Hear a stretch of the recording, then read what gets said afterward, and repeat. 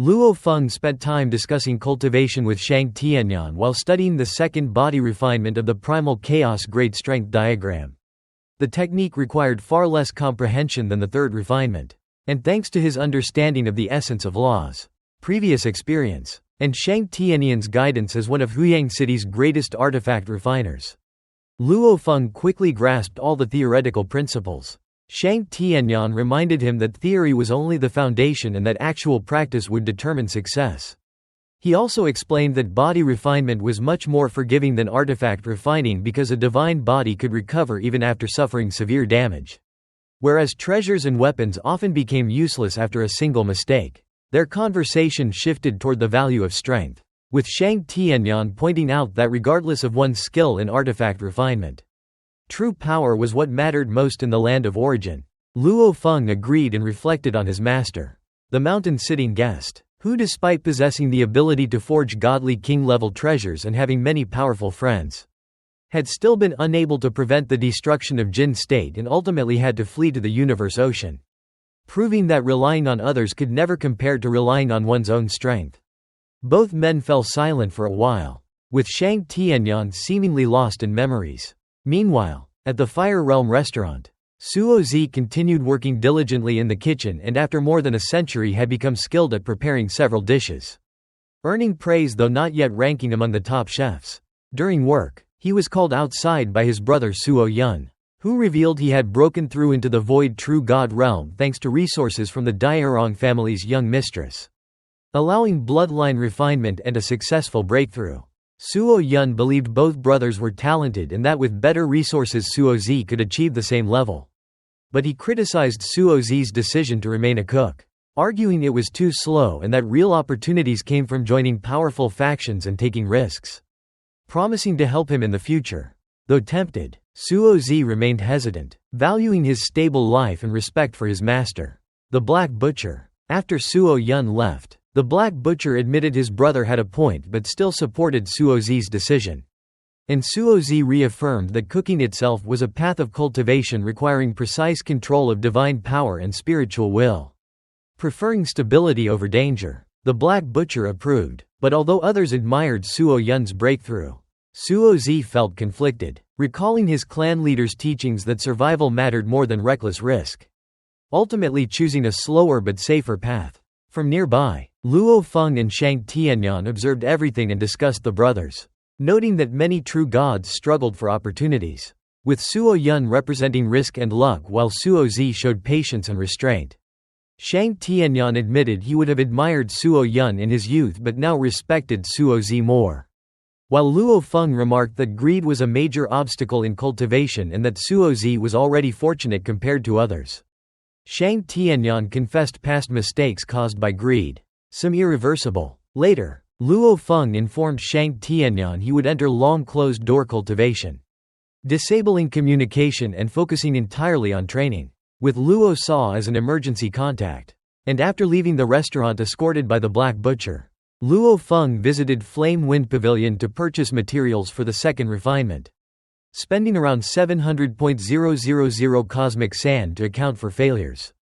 Some materials required time to gather, and the vice president advised future planning. Reflecting on his finances, Luo Feng realized his massive divine body greatly increased resource consumption and that the third refinement would cost far more than he could currently afford. Returning to his cave mansion with Meiwu and Meiwu Qingyan, he prepared for seclusion, allowing Meiwu Qingyan to visit home and permitting Meiwu to explore Huyang City as long as he avoided trouble. Luo Feng then entered the underground cultivation hall, sealed it with powerful formations, and began his long seclusion. Outside, the mansion became quiet as Meiwu Qingyan departed and Meiwu excitedly explored the city.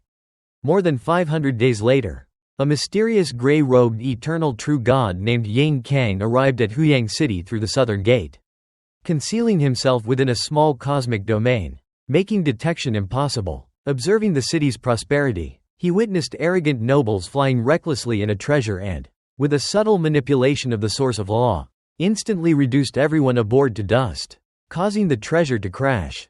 The incident shocked the city, and investigations led by Gao Wushui, a newly promoted Eternal True God commander, concluded the killer was also an Eternal True God. though no clues were found. The deaths angered major clans, including the Quming royal family and Zhang clan. But investigations failed. Yang Kang, indifferent, believed the victims insignificant and reflected on his long history of killing freely, even having once slain a child of a primal chaos overlord before escaping pursuit. He then purchased intelligence on Luo Feng from the Dark Hall, learning of his battle and abilities, but dismissed the analysis, believing any godly body could be killed. Knowing Luo Feng was in seclusion, he chose to wait for the perfect moment to assassinate him. Meanwhile, the Flame Wind Pavilion master learned of Yang Kang's actions and suspected his target but could not interfere due to strict confidentiality rules, leaving him to watch events unfold. Meanwhile, Luo Feng remained completely unaware of the danger approaching him. More than 1.200 days had passed since he entered seclusion, and he had nearly completed the second stage of the eternal level primal chaos great strength diagram. Unlike his first refinement, which had required an extremely long period mainly because his perfect divine body was still growing, this second refinement focused purely on improving the body itself and therefore progressed much faster. Inside the underground cultivation hall of Cave Mansion 913, within the Star Tower, Luo Feng's enormous perfect divine body stood 18 billion kilometers tall. Vast quantities of precious materials floated through the air, melted, and continuously merged into his body. At the same time, Luo Feng carefully recorded countless formation patterns being integrated into the structure of his divine body. As the process continued, he realized that his body was gradually transforming into an incomparably refined living weapon secret treasure.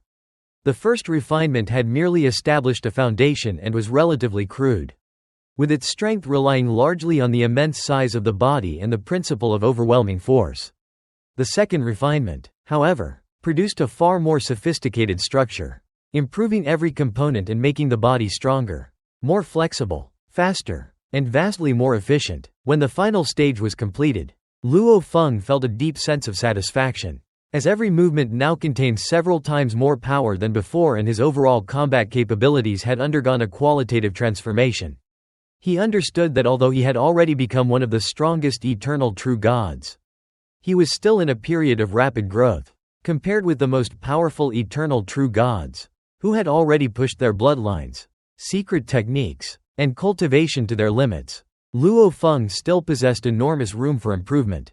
He had completed only the second of 3 stages of the eternal level primal chaos great strength diagram, mastered only 3 of the 6 eternal level techniques within the world-breaking 9 blades, and his progress in the godly king level inheritances Duan Mie and donghua remained limited, while the Lai Yuan technique advanced even more slowly and required immense periods of contemplation.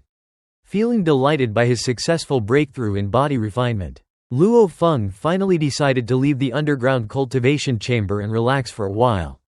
Putting away the Star Tower, he stepped outside and casually examined the cave mansion, only to find it unusually quiet, as neither Meiwu nor Meiwu Qingyan were present, leaving the residence strangely empty.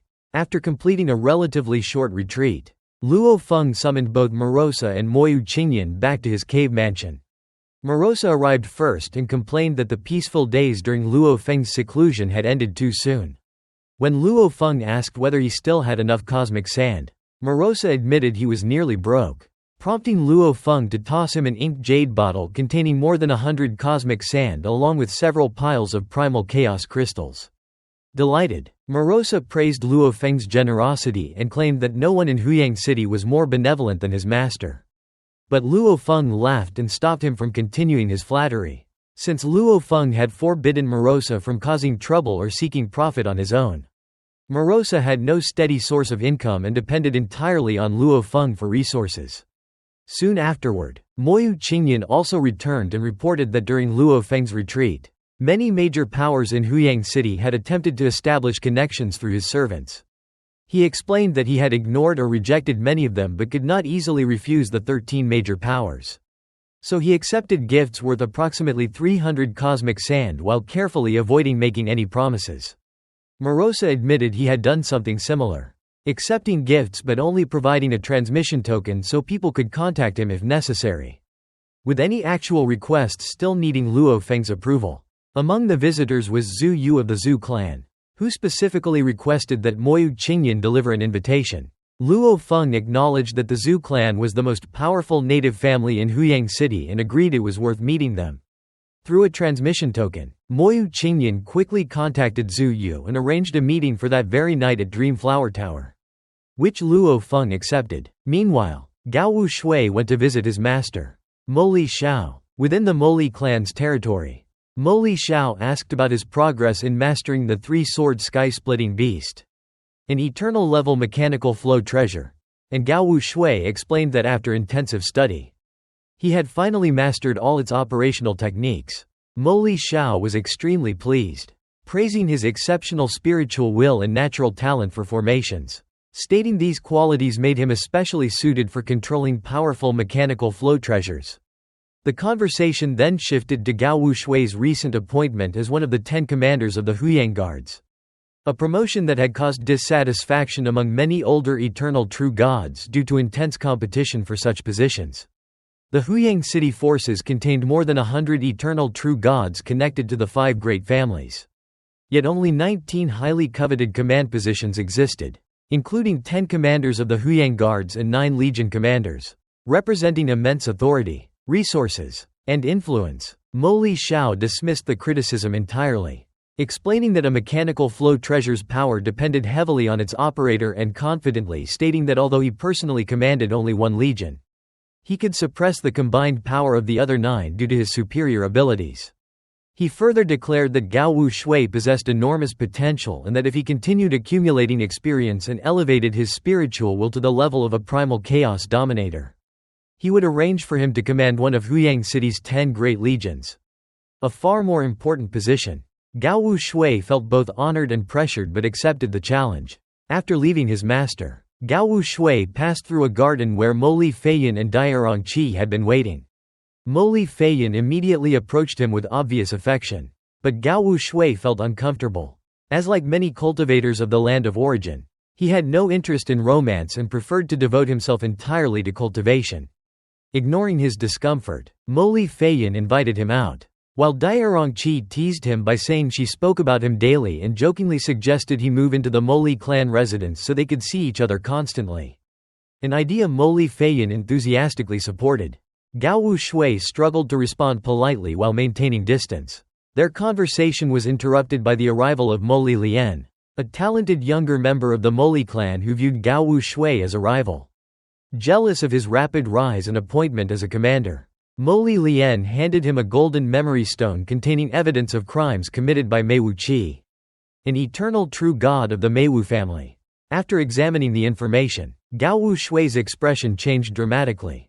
The records described how Feng City had been overrun by hordes of exotic beasts, leading to countless deaths, after which Meiwu Qi allegedly captured billions of surviving true gods and imprisoned them inside a secret treasure known as the Sinful City.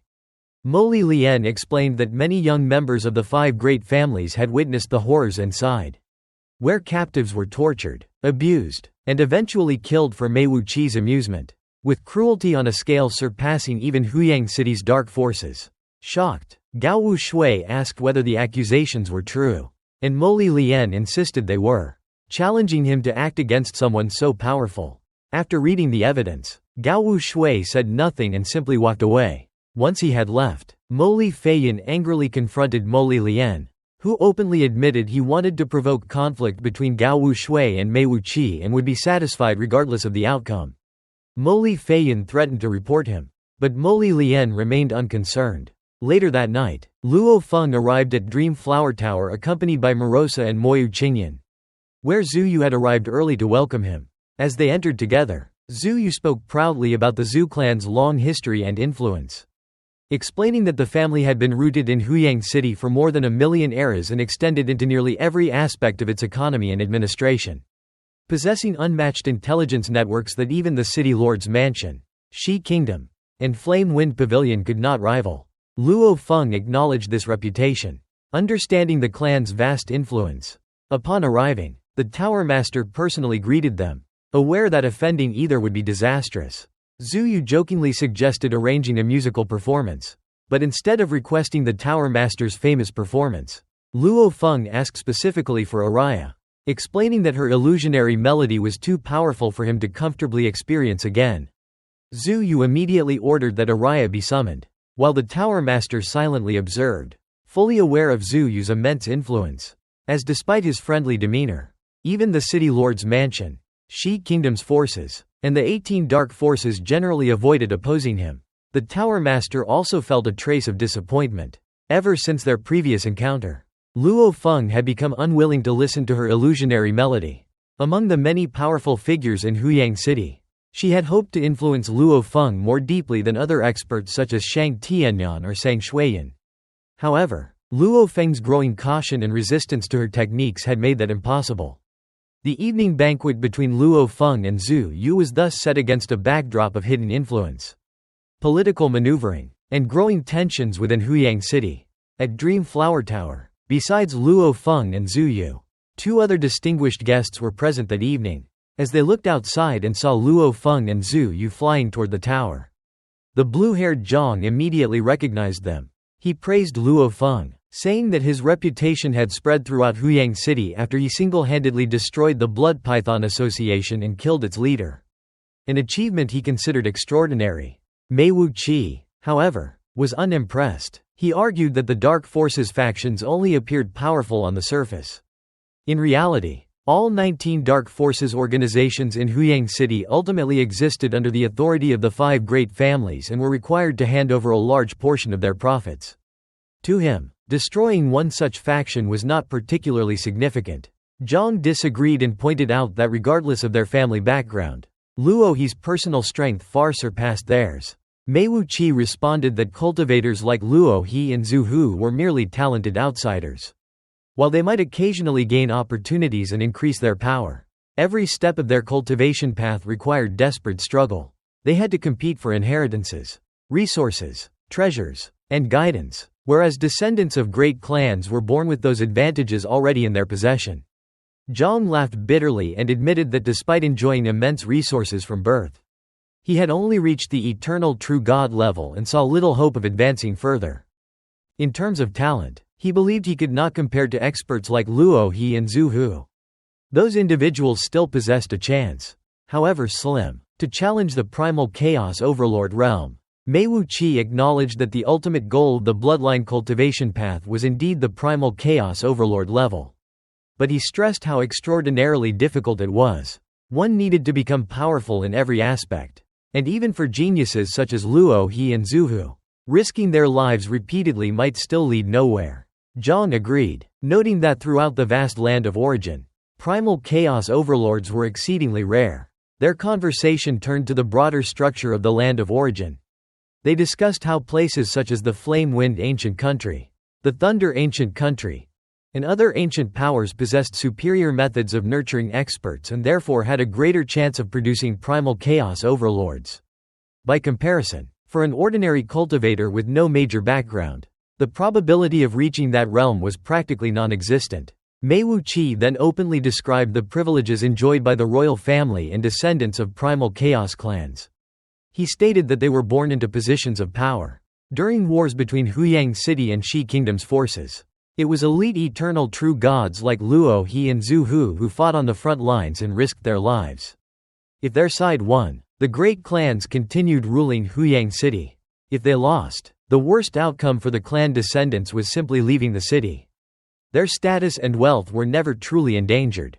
Zhang added that his own clan had once produced a primal chaos overlord, which still supported and protected the family. He observed that experts such as Luo He and Zhu Hu constantly threw themselves into life and death situations.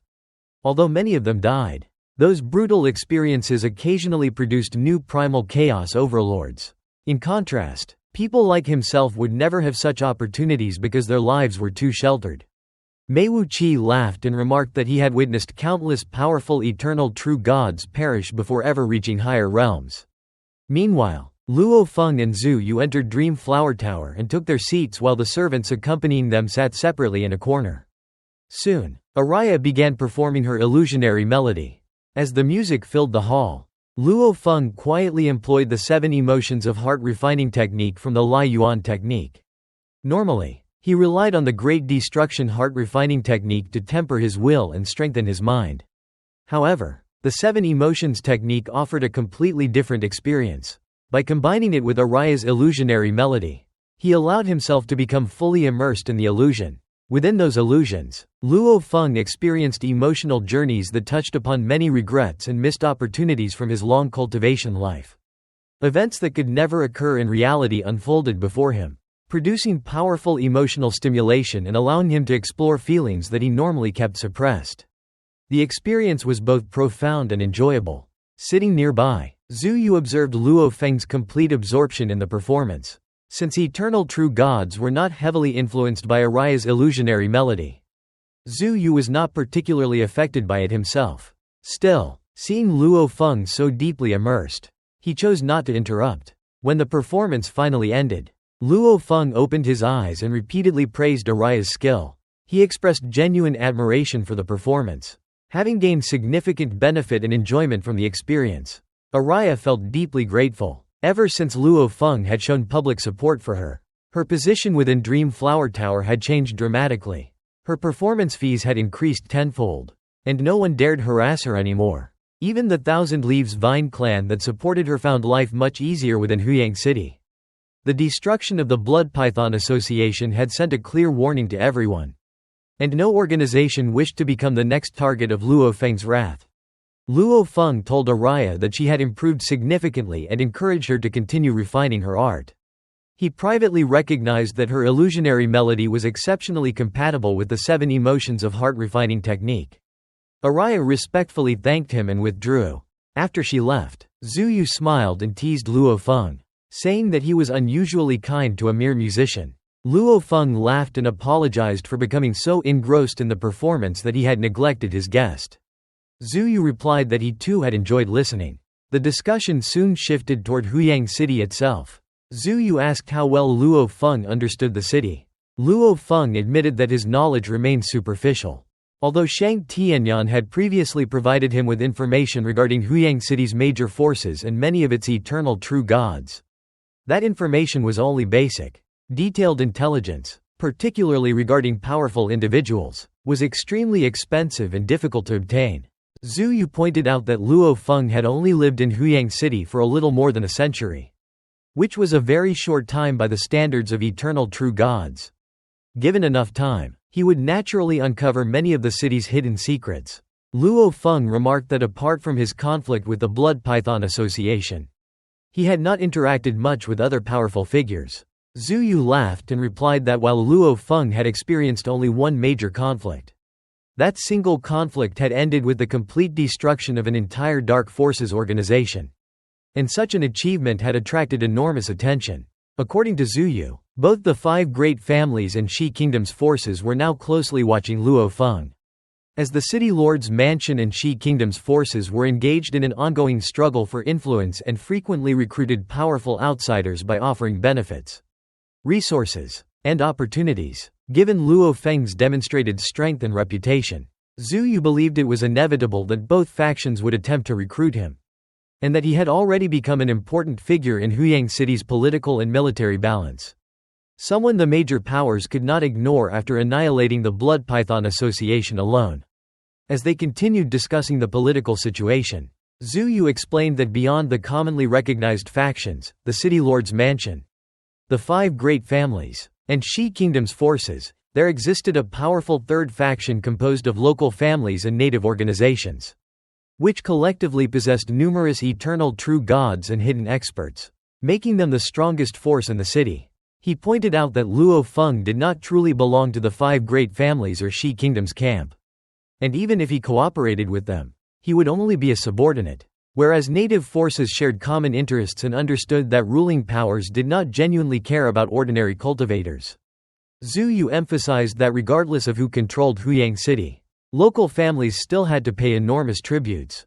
And while top experts pursued power and resources, ordinary cultivators only sought survival. So native forces should remain united, avoid unnecessary conflict, and preserve strength. If united, even the major powers would have to seek their support. Luo Feng agreed with this reasoning.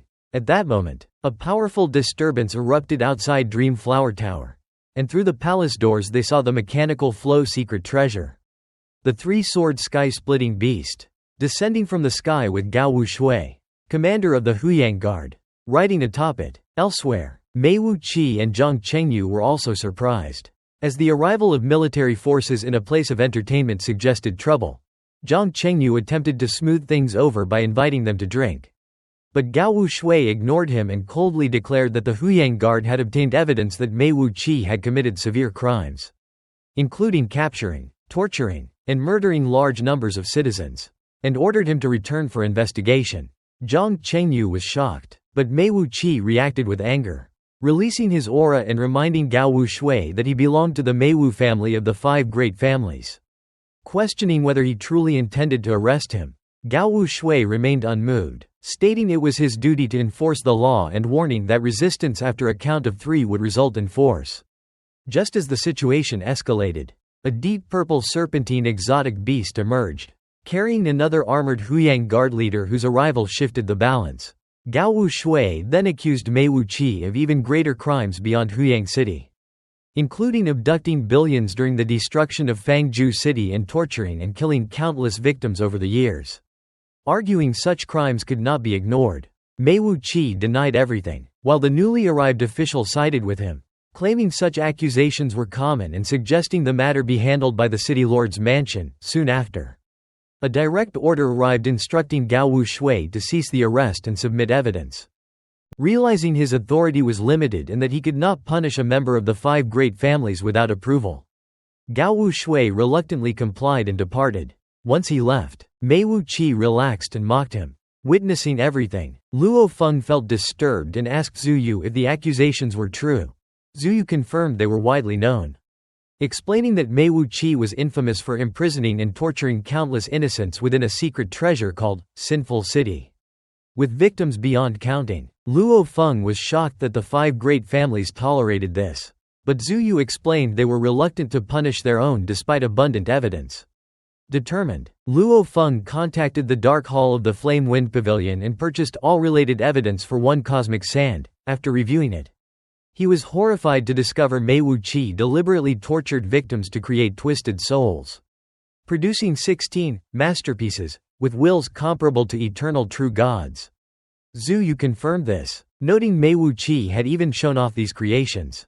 Luo Feng also discovered a bounty of 20,000 cosmic sands on Meiwu Qi, likely posted by someone with personal hatred. After reading everything, Luo Feng decisively accepted the assassination mission. Zhu Yu tried to dissuade him, arguing that the world was full of injustice and no one could solve it all. But Luo Feng refused to accept that in this case, stating he had no burdens and could not ignore such evil without betraying his conscience. Believing criminals like Meiwu Qi should be eradicated. With his resolve set, Luo Feng stood up and in a single step disappeared, flying straight toward Meiwu Qi to carry out the mission.